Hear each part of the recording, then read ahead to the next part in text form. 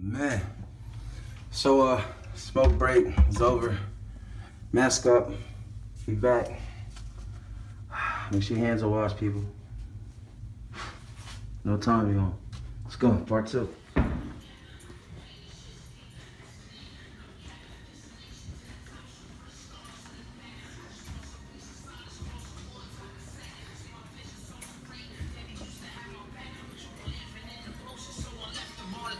California trips, baby girl, yeah, it's a fact. One day they go and study my discography.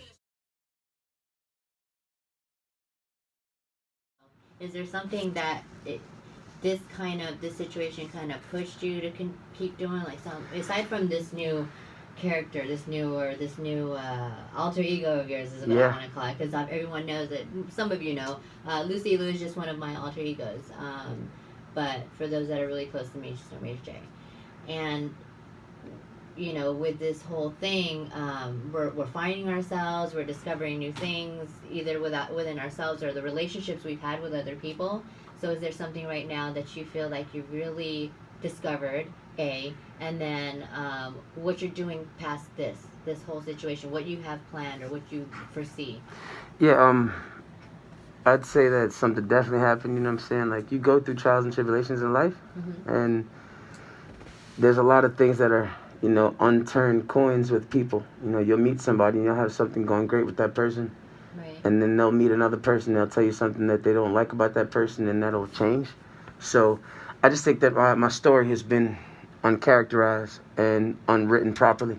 So it's not that I'm afraid to take off my mask and show you my face, because anybody who knows who I am knows that I'm the person that's in your face with it. It's, damn, did he just do an interview with the mask on fully? Is it like, oh, haha, like, is it a gimmick? No, because I've been wearing these masks before. If anybody know me, Yeah, actually, I'm in the rafters with a mask on and people are looking at me with my hair down, so it wasn't a gimmick or anything. It was just like the things that you're going through in life, you become. So I was just put into a predicament. Shout out to my homies that stood sideline and saw this predicament. Certain peoples or persons contacted a few people, back on the West Coast, and went as far as, trying to bewilder the name and just all type of stuff. So you really gotta, when people talk about you, you can do two things. You can accept it, or you can go out there and you can tell your story. And they said things that were really painful. Like, they said that my mom don't got cancer. They said that, my little cousin didn't have brain surgery about a month ago, that I'm not dealing with a mass on my liver. And it's just certain shit that I don't talk about, and that I do talk about that people question, and because there's not proof, and there's not in their face proof, that they go to other people and like, yo, his mom don't got cancer. She never had cancer. His dad, his uncle ain't passed of cancer. And there's actual video footage of me seeing me sitting side by side with this man until he dies. Like, people like,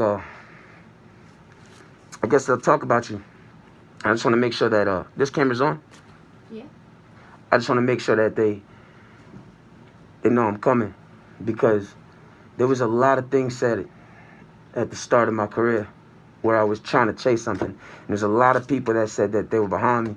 There was a lot of people that said that they got me. And I saw who was real and who was fake. Oh yeah, that's what this time is teaching all of us. Like, when you're alone and when you ain't got, like, let's be real. How many people can you really call in this time and be like, hey, listen, I'm out of food and water. Can you help me? That's scary. It is. That's scary. Like you literally couldn't think about, like, who you really could call in this time of. So that's why I started this. I told all my homies, sent out a mass message, and was just like, yo, look, whatever go down, Graveyard Boys. Like, we got us. Like, they got kids. Like, some of my homies got kids. Shout out to Amara. Like, you know what I'm saying? Shout out to Graveyard Boy, Sean, and just, there's my friends and family and my tight-knit circle. They all got kids and families. And this is for anybody. I let everybody know that even on Facebook, like, anybody need anything, like, I got us. And it was just like finally being eligible to say, look, before everybody was an artist and the city was doing everything, right? What artist is literally saying, look, the revolution is right now. And it's not about the mask. It's not about the gimmick, the Graveyard Boy, the what we doing, the edibles. I'm dead ass serious about to leave this interview tonight and we're gonna drop the "I Am the Revolution" song. And I've been waiting for a time to literally show my face and let my fans know back on the West Coast, look, it's time for Scxar to show his face. It's time for like me to bear witness to what I've been in hiding. And that's this 200 albums of music where nobody paid attention to Clay, nobody paid attention to So Live. You know what I'm saying? It was like, oh yeah, that's just So Live, you know what I'm saying? It was a joke. It was like it's a look, but it's like, it's not the respect I want. So I guess that what I'm doing now is to stand up for the single parents. You know what I'm saying? The people that are really going through this revolution. Like, these are troubled times right now, and nobody's caring about, like, we're in a depression. You know what I'm saying? The finances is crashing. Businesses are going out of business. People are hungry and starving. And it's crazy to tell right now that there's been these problems across the world, and ain't nobody was eligible to talk about them. But not till it happens to the people of our world and our country are we all in a pandemic. There's been people going through these viruses and this stuff all over the world, poverty. And now that we're going through it, oh, we got something to worry about. Man, nobody was worried about doing all this stuff that we supposed to be doing. So, now, what do? I give them a face to this revolution. When they're like, yo, the revolution will be televised, I got something for y'all. Everybody sitting at home like, what do we do? Where's the answers at? What's going on? You got to Google things like these 5G networks. And we got to start talking about what we need to talk about. Like, these radio stations are so important. I'm on the radio. Ever seen the movie Terminator 2? Where John Connor is like, you know what I'm saying, trying to fight to come back and tell the people what's going on because he sees what's going on.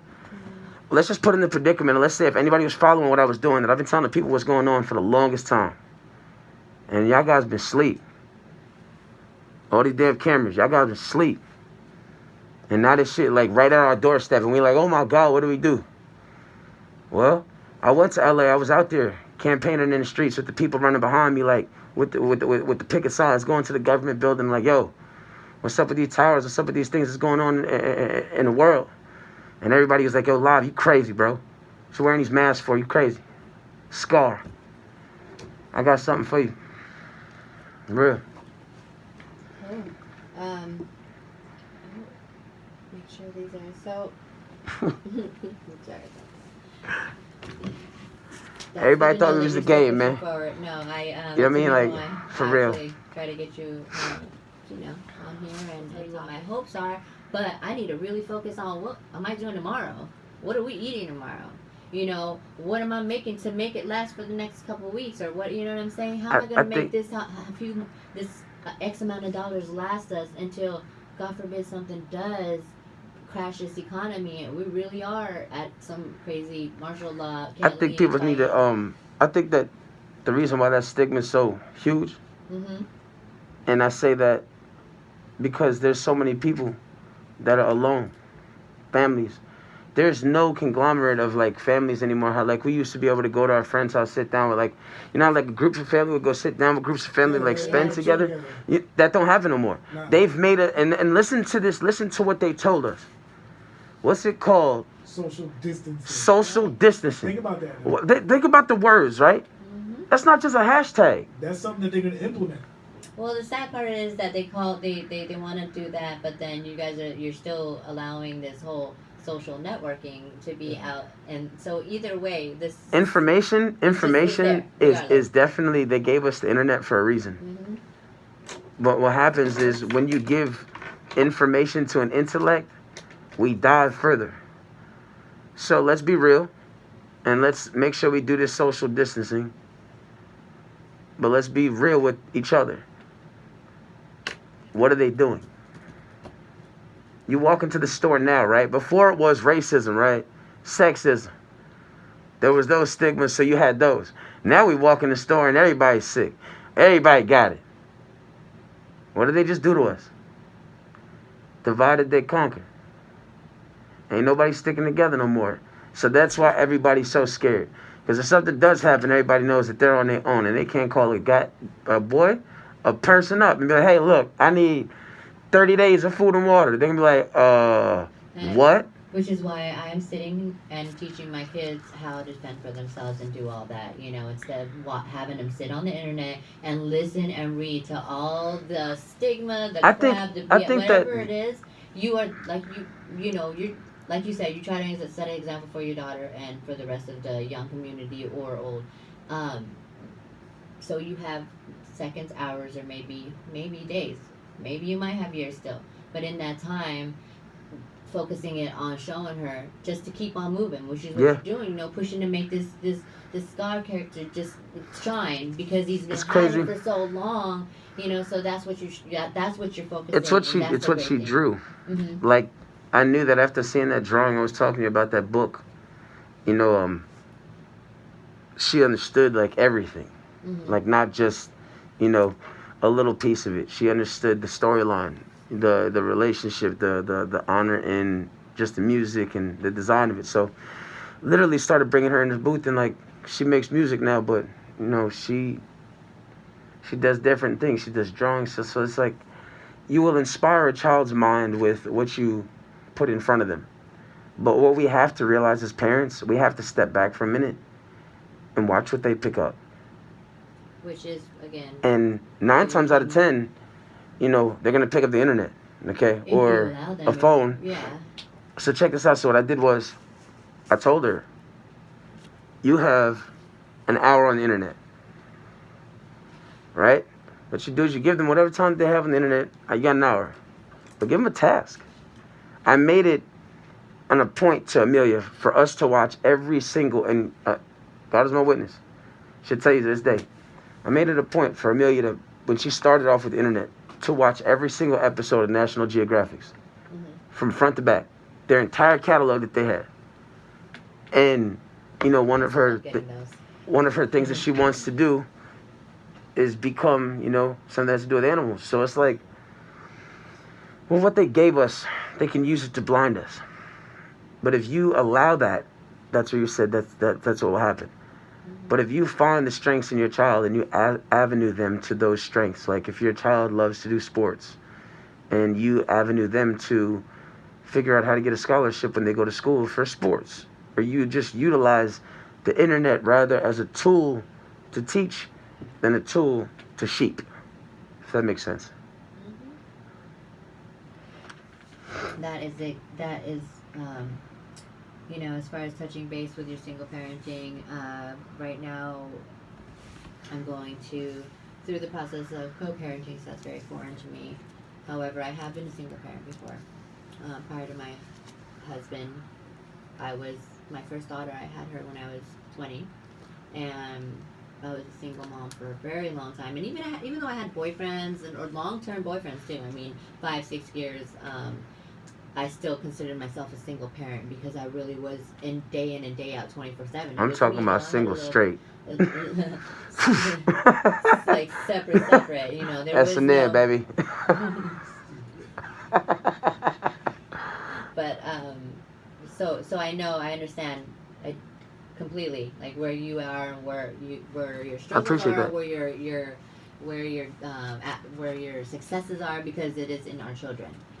We are the reflection of them. So Yeah. every time, like you said, when someone praises your child, Yeah. you're just like, Yeah. because it really, you know, you don't have to. You don't have to sit there and tell them how amazing they are. That's a little too much. That's you. I mean, you fuck a kid's head up. Trust me. Too much of that creates vanity as opposed to confidence. Mm-hmm. But you take pride in when someone else gives you that compliment through them, or through just even telling you, man, you raised a kid. Then those are my most proud moments. And then whatever they're successful in, I don't care if they got a certificate for, you know, changing their grade in a week. That it's such a great feeling to know that that's something that you were a part of. You got one. And put it on the screen. That's exactly what I'm gonna do. Man, we gonna put you on exposed TV. Dude, every time I'm live gonna- come through. This kid was flirting with my I can't daughter, wait. right? I'm gonna just give you a little basis of it. I can't wait. And so Stay she tuned. starts messaging at this time. I learned it my Alright, so that part. I just want to say thank you. Like, thank you to, I've been begging Serge for an interview live. I've been begging for Thanks to Coca-Cola. you know what I'm saying, to the homies. Sponsor. To get real with his music, because I'm about to light the city up, and I think that we're all about to be able to sit back and watch, because we got so much time on our hands, what I have in store. So now that I got y'all guys' attention, I don't know which this camera that's doing all the Yeah, okay, it's yeah. right here. I hope y'all guys really paying attention to this. From the 352-813-727. I've been around the world and back, so I just want to let y'all guys know I came back to the city to fuck shit up. Like I'm really gonna fuck some shit up. Like I just want you guys to know that like I've been working, and everything I told you guys was gonna become. My homies have made sure that they were in pocket. Shout out to Jocelyn in British Columbia who held me down like on the music side. She just believed in me like on some just original shit, like pushing everything that we doing, marketing campaigns, and just like the waves that we're about to create in the city and to gather the radio stations to get behind us, what we're doing. It's pretty powerful. So my last record that I got is Dear Alex, and I'm probably gonna get my ass beat when I get home. When I get to the Orlando. Because definitely. Because I'm probably not supposed to play. I was supposed to send this record to my uncle before I threw it on the air. But I really felt like when I left, Millie asked me, she's like, "Are you gonna play it?" Hell yeah, I lost And him. yeah, I'm gonna spend it on air tonight. Shout out to my little cousin Alex. Man, I want to dedicate this show. I feel really honored. I want to dedicate this show to you because on tour, I wasn't eligible to go home and be with him bedside and take my daughter to be with him, you know, in recovery. So being in the studio with his lockdown shit and the everything's going on, I wasn't eligible to go home. So this is kind of my letter to him to stay strong. He had this surgery where he had a critical surgery that he might not have came back from. So being the fact that he came back and he's so strong, as a 14-year-old kid, I'd like to dedicate this song to you, my grandma Lee and Theo and the fam out there, Brand, Alex and Jasmine. You know, Isaiah, Matthew, Janae, and Millie. If you're watching this, Millie, I love you. You know what I mean? Because you know what I'm doing out here. I'm going against all odds. Dad come out and, I told her tonight, I said, I got to go out there. She's like, "You wearing your mask?" I said, "Yes." I got it. Don't worry, we good. Shout out to just the kids worldwide that's paying attention, that's really focused on what I'm doing. I'm trying to change my city up with the way they look at this music shit. You know what I'm saying? They look at us different. Shout out to DBM, shout out to Tiz, you know what I'm saying? Bones, all the bros back home. Trill, Sean, Andrew. They call them for the Graveyard Boys at the radio. I got that on film, so we're going to show you that. But this is to the fans worldwide that's listening, to the people. Like, stay together. Fuck social distancing. I say stay together. Because I think that what they're trying to do is divide us. Mm-hmm. So stay healthy. Population. Stay clean. Wash your hands. Wash your motherfucking hands, man. Straight up. Don't lick things. Straight up. And just stick together. Generation changes. Graveyard Boy shift. You know what time it is. Scxar. Alex, if you're listening, I love you. And I dropped this record on the radio tonight to prove it to you. We out here. BX. Say bye-bye. Thank you guys. That's the All J All Day show. I love y'all. I'll give y'all guys Peace all in the social middle, media peace. in the description below when I drop the video. Stay Chicken tuned. grease. Yeah, turn this up. So what you listening to right now? My grandmother's on this record. I miss you so much. That's Alex's brother, Brandon, who was like, "Yo, they let us go outside today after the surgery." Jasmine's his sister.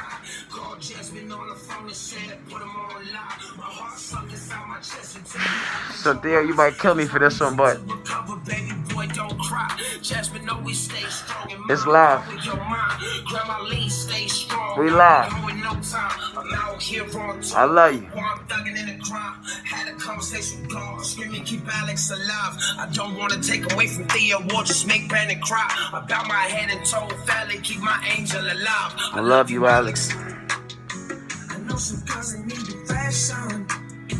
I beg the Lord to answer questions. Every lesson is a blessing. I know some boys that need direction. Stay tuned, man. I know some girls that need direction. Everybody needs direction. Beg the Lord to answer questions. Stick together. Every lesson is a blessing. Yeah, Millie, I'll always love you when the skies get gray. And I know my love's not strong enough to cure all your pain. Don't cry, hold your head, baby, just let me explain. Alex got a little sick, he got an infection in his brain. Seeing the tears on your face, man, I'm going insane. And I never told you, but baby girl, your brother's in the grave. See my ex explain, she can't lose another person, feel like she been hit by a train. Teach these kids to love themselves and that it's gonna be okay. Chase your dreams cause I believe in you, I'm thankful to say. I love my family with a passion, one day I'll explain. What's a daughter without a father's love? It's not by the fame. I love my daughter so much, I watched her cry in the rain. Alex, if you're listening, my daughter felt all your pain. Waking up with anxiety, baby, it's gonna be okay. I love you both with all my heart, I taught these kids better ways. I love you so much, man, until they put me in the grave. Alex opened up his eyes and put a smile on Millie's face. I love you, Alex. I know some girls that need direction. I beg the Lord to answer questions. Every lesson is a blessing. I know some boys that need direction.